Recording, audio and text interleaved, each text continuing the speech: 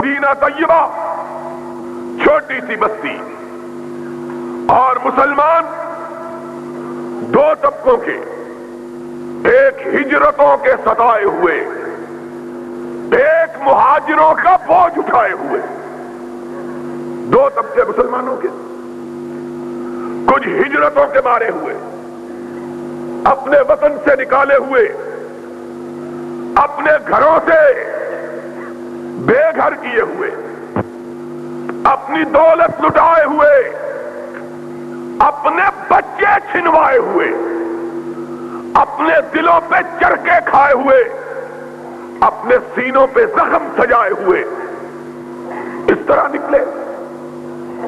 عبد الرحمن ابن عوف کہتے ہیں رضی اللہ تعالیٰ عنہ، میں نکلا، میرے گھر والوں کو پتا چلا، میں اونٹ پہ سوار، بیوی پیچھے، بیٹا گود میں، سب کچھ بیچ باچ کے، پیسے پوٹلی میں باندھے ہوئے۔ سب سے پہلے سسرال والوں کو علم ہوا، بھاگے ہوئے آئے، میرے اونٹ کی مہار تھام لی، کہنے لگے جانا ہے تو جاؤ، ہماری بیٹی چھوڑ کے جاؤ۔ بیوی چھین لی۔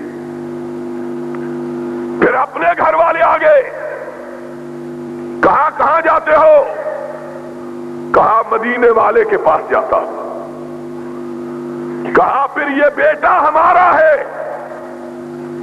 اس کو ساتھ نہیں لے جا سکتے۔ کہا دل پہ چوٹ پڑی، اپنا لخت جگر، اپنا بیٹا، اور بیٹے کی محبت صرف باپ جانتا ہے، اوروں کو علم نہیں کہ بیٹا کس کو کہتے ہیں۔ جس کو رب نے بیٹا دیا ہو یا اس سے قدر پوچھو، یا جس کو دے کے چھین لیا ہو اس سے قدر پوچھو۔ کہا یا بیٹا چھوڑ دو یا محمد کی محبت چھوڑ دو۔ کہا ایک دفعہ کب کبھی تاری ہو گئی، نگاہ اٹھائی، آسمان کی طرف دیکھا، پھر کہنے لگے ایک بیٹا، 1000 بیٹا ہو محمد پہ قربان ہے، لے جاؤ، پرواہ نہیں ہے۔ بیٹا چھینا، بھائی آئے، انہوں نے مال کی پوٹلی چھینی۔ بڑا بھائی آیا، اس نے اونٹ بھی چھین لیا۔ کہا جانا ہے تو اسی طرح جاؤ۔ کائنات کے امام کی بارگاہ میں پہنچے، ہونٹ بھوک سے پھٹ گئے تھے اور پیر چلنے سے پھٹ گئے تھے، پیروں سے بھی خون، ہونٹوں سے بھی خون۔ کائنات کے سردار، ثقلین کے تاجدار، امام ہدا نماز ظہر سے فارغ ہوئے، سلام پھیرا، پلٹ کے دیکھا تو سامنے عبد الرحمن کھڑے ہیں۔ کہا عبد الرحمن کب آئے؟ کہا اللہ کے حبیب ابھی آیا ہوں۔ کہا کہو کیسے آئے؟ کہا آقا سب کچھ لٹا کے آیا ہوں، دین بچا کے آیا ہوں۔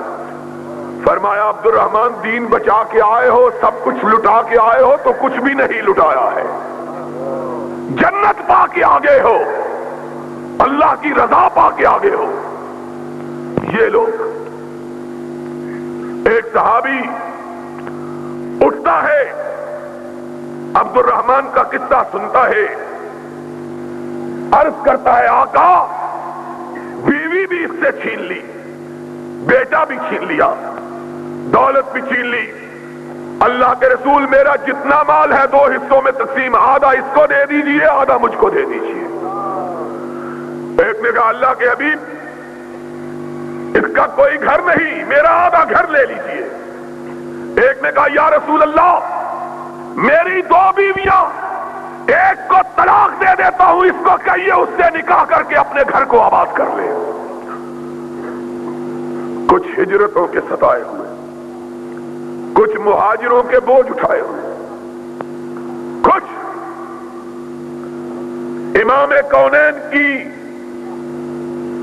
یثرب میں تشریف آوری سے پہلے یثرب میں ہر سال وبا پھوٹتی تھی، زرد بخار کی، لوگ تپے زرد میں مبتلا ہوتے تھے۔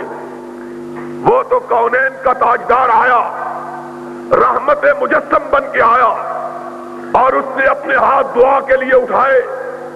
اس نے کہا اللہ، میرے بابا خلیل اللہ نے مکہ کے لیے تجھ سے دعا مانگی تھی، میں مدینہ کے لیے تجھ سے دعا مانگتا ہوں۔ اللہ، مدینے کو بیماریوں سے پاک کر دے۔